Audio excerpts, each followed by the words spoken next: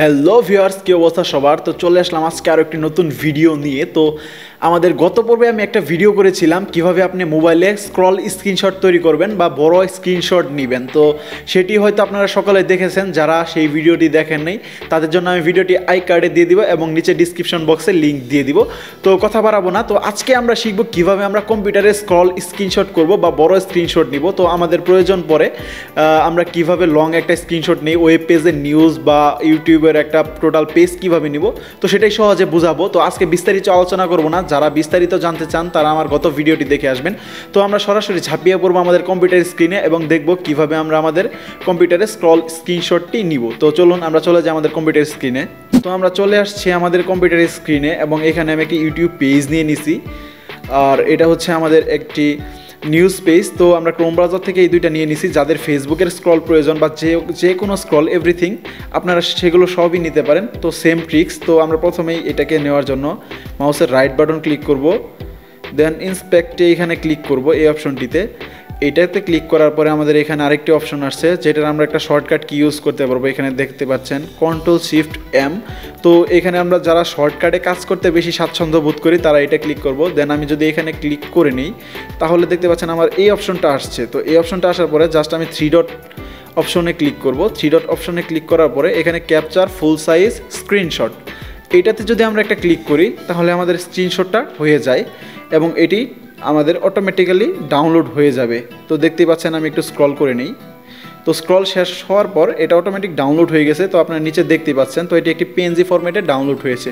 তো এটাকে যদি আমরা এখান থেকে ফাইল লোকেশনে যাই এবং এটাকে ওপেন করে নিই, তো দেখতেই পাচ্ছেন যদিও আমার এখানে নেটওয়ার্কের কারণে আমার সবগুলো ভিউ হয়নি, তারপরে এটি একটি স্ক্রল স্ক্রিনশট বা বড় মাপের একটি স্ক্রিনশট হয়েছে। তো এটিকে আরেকটু জুম করে নিলে আপনারা হয়তো বুঝতে আরও সুবিধা হবে। তো এইটা হচ্ছে আমার প্রথম যে অপশনটা ইউটিউবে গিয়ে করলাম। তো এটাকে যদি আমি এইবার আমাদের একটি নিউজ পেজে যাই, তো দেখতেই পাচ্ছেন এটি হচ্ছে একটি নিউজ পেজ। আর এই নিউজ পেজেটি করতে গেলে আমার সেম অপশনটি অ্যাপ্লাই করতে হবে। তো আমরা আগে এটা যেভাবে করেছি এটা সেভাবে করব। এখানে ক্লিক করার পরে জাস্ট আমাদের এখানে ক্লিক করাই আছে, যার জন্য 3 ডট মেনুটা চলে এসেছে। জাস্ট আমরা এবার একটা 3 ডট মেনুতে গিয়ে এখানে ফুল ক্যাপচার স্ক্রিনশটে ওকে করে দিব। তো দেখতেই পাচ্ছেন এইটাও হয়ে গেল এবং এটা ডাউনলোড হয়ে গেছে। তো এটাকে যদি আমরা ভিউ করি তো জাস্ট ওয়াও আমরা দেখতে পাচ্ছি। হয়তোবা এটা আমরা ম্যানুয়ালি স্ক্রিনশট নিতে গেলে অনেকটা সময় লাগতো বা এই ট্রিক্সটা অনেকেই জানি না, তো এটার জন্য আমি দেখিয়ে দিলাম। তো এগুলো এইরকমভাবে সেম মোবাইলে করা যায়, যেটা আমার গত ভিডিওতে করেছি আপনাদেরকে একটু আগে বলেছি। তো সেটা আপনারা চাইলে দেখে আসতে পারেন। তো আবারও লিঙ্ক পেয়ে যাবেন আপনার ডিসক্রিপশন বক্সে। আর দেখেন এটা কত বড় হয়েছে। এটা চাইলে আপনি যে কোনোভাবে সেভ করে রেখে দিতে পারেন। আপনার যে কোনো প্রয়োজনে আপনি এটা প্রিন্ট আউট করতে চাইলে প্রিন্ট আউট করতে পারেন সরাসরি এখান থেকে।